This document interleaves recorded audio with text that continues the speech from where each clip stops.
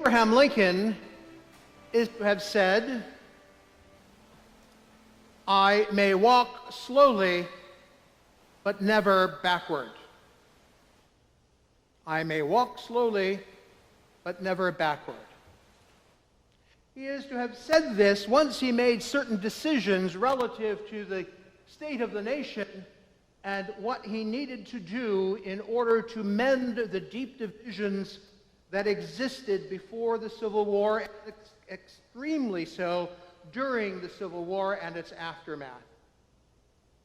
And I think that phrase aptly describes what Jesus is trying to get across as well. When we hear Luke use a turn of phrase that may not be fully understood by us quite yet, when he says Jesus set his face toward Jerusalem. Now, at first, we may feel that he's got himself in the right geographical position, sort of his inner GPS, as it were, making sure that he was facing Jerusalem on his journey. But you see, if you look at the Gospel of Luke in the narrative, the story that follows this particular passage, and you put a pin in all of the different places where Jesus is at work in that story, it was hardly a straight line from wherever he was to Jerusalem. So it's got to mean more than simply a direction on a map. And I think that is also what Lincoln was talking about, that basically he had made a decision. And based in that decision, he was going to move forward. He may not be able to move as quickly as he would like. He may not be able to do everything that everybody wants him to do, but he certainly is not going to go back. He has set his face, as it were.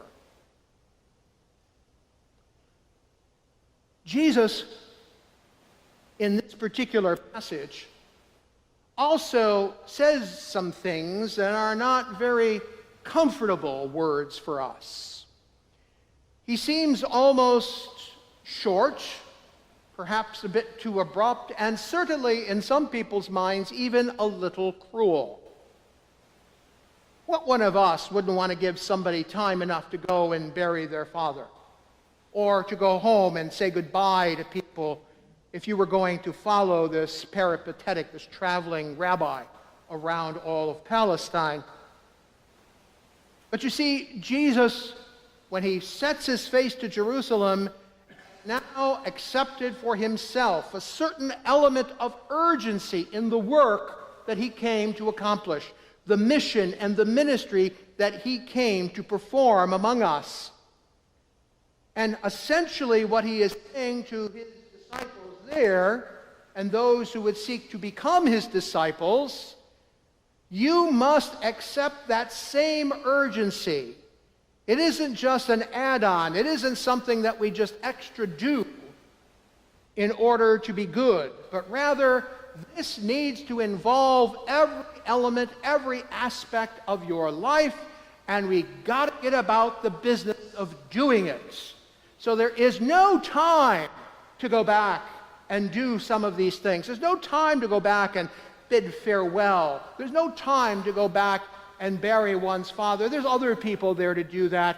The work of the kingdom of God is so urgent, you need to take care of those things before you say that you will follow me.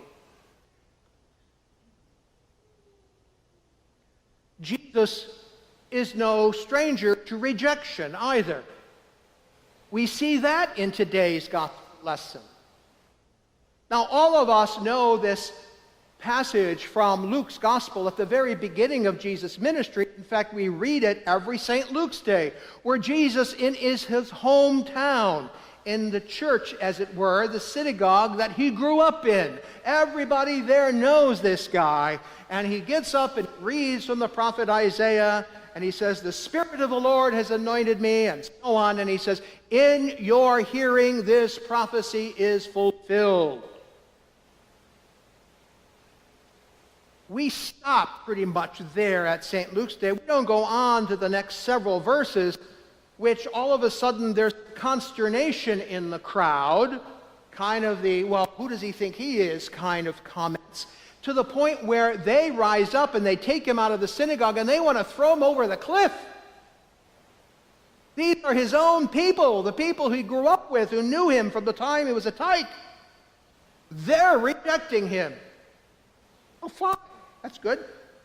They reject you at home. Go and find others who will accept you.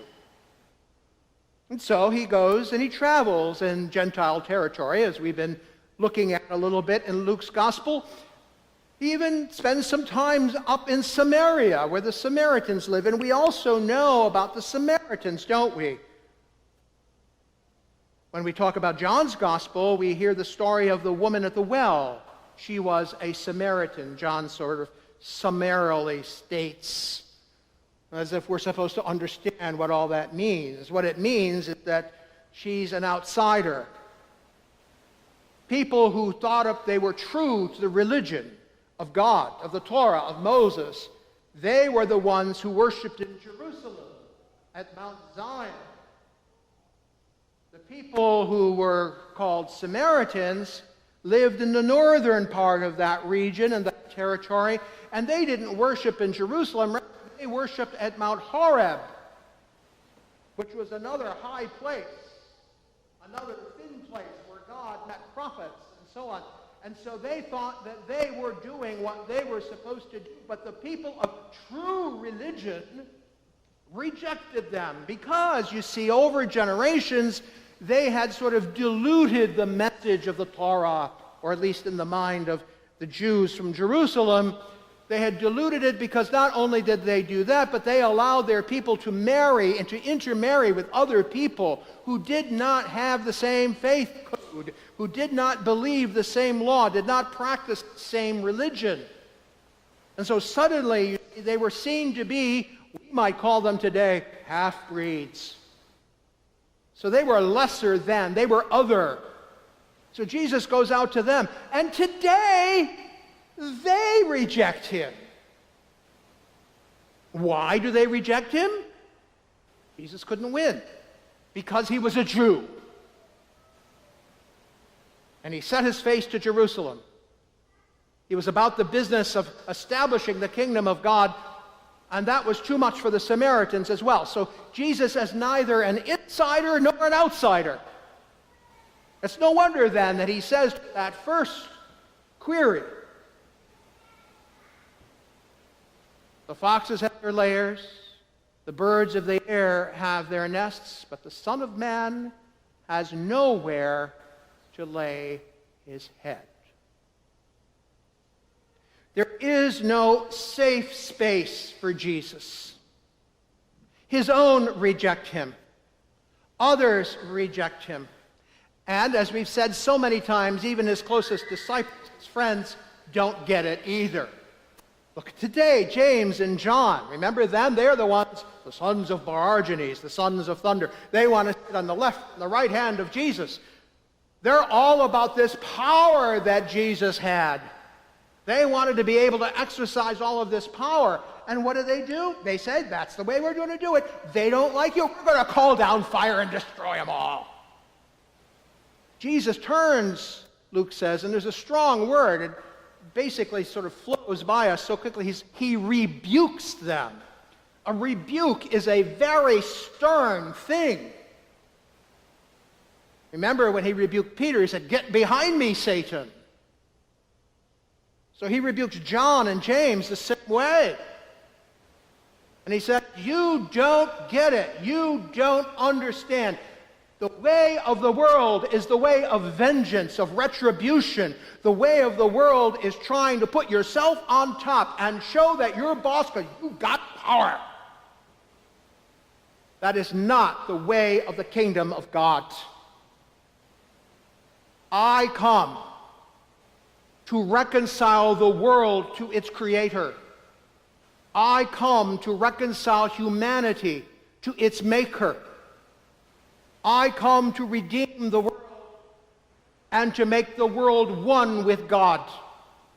How can you do that if what you are about is division, factions, trying to destroy one another. Now, then he says to the others, follow me. And it's not good enough for them just to come and, take care of business at home and then come follow him. No, Jesus says, do it and do it now. Do it and do it now. If it's that important to you, follow me now. We don't have time for this. How long are you going to spend there? How many girlfriends are you going to say goodbye to? How many parents? How many brothers and sisters? How many cousins? How long is this going to take? By the time you get around to it, you may forget who I am. You may forget where I'm going. You may not be able to find me. I just walk around. I don't have a home. Now, Jesus' call to discipleship calls for an urgent and definite commitment. And that is the call that he has for you and for me. To follow him. But to follow him in such a way that we're not really concerned about what it is in the world that concerns us, but to realize that the very mission to which we are being called is apart from the world. Look at us. Look at us as a nation, as a society, as a people.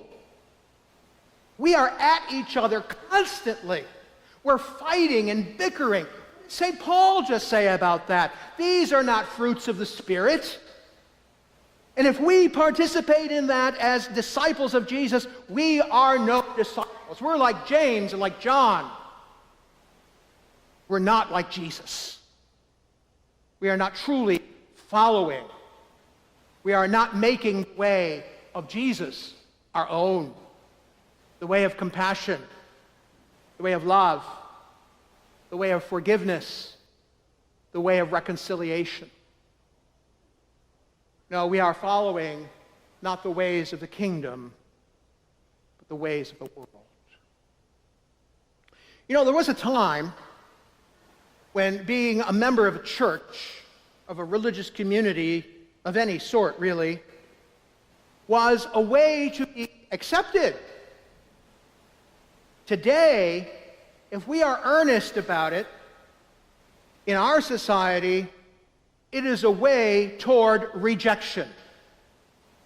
And to the amount that we are willing to live in such a way that people will reject us because of our religious values and principles, that probably is a measure of how closely we are following Jesus.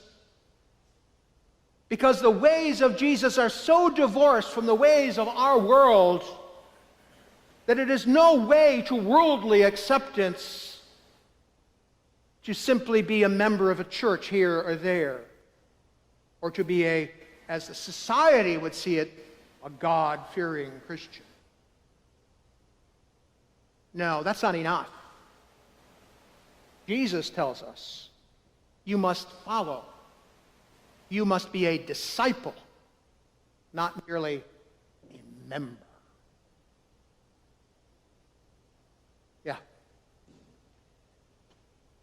Rather than seeing our commitment to our faith community as a means to social acceptance, we need to be able to see it as a cause for social rejection. Because the ways of the kingdom are not the ways of our world. For way too long, we confuse that and put the two together. Oh, it made for a peaceful society for a while. But in reality, unless we are willing to be absolutely true to the values of the kingdom of God, we will not find the Spirit alive in us. St. Paul gives us the measure of that. Is there division? Are there factions? Is there licentiousness? Is there power grabbing? Is there backbiting? Is there talking against one another, bickering? St. Paul says, this will destroy you. Instead, he says, if you truly seek to follow Jesus, you will find in your life joy, peace, patience, kindness, You will find the fruits of the Spirit where the Spirit dwells. So today, all I'm asking you is this: what do you find in your life? Are you finding peace, kindness, joy, understanding? All the things that are listed in our epistle lesson today?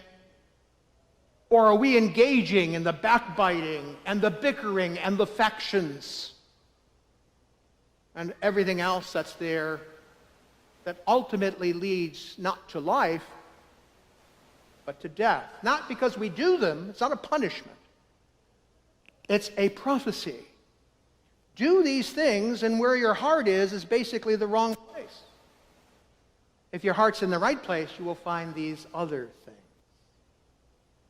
And if you find those things in your life, rejoice. Rejoice not because everybody accepts you and thinks you're nice, but rejoice because you are following the Lord. Rejoice because you are a disciple. Rejoice because the Spirit of God inhabits your heart, your mind, and your soul. Rejoice and be glad, for the world will reject you. It's almost like we have to want to get rejected. It's not the point, really. But we have to be willing to suffer that, for that is the way of Jesus. That's the way that Jesus took. That was the path. When he set his face to Jerusalem, he knew in his heart of hearts what it could mean. And he did it anyway. He never went back. We may walk slowly this way of Jesus, but we may never walk backwards. We must always strive to be growing more day by day by day, seeing the Spirit of God take deeper root in our hearts until the time comes when finally we see the fruits of the Spirit multiplying all around us. For then we will know we are all truly blessed of God, and in that we can rejoice. Friends, Jesus calls to you. Follow me. How will you answer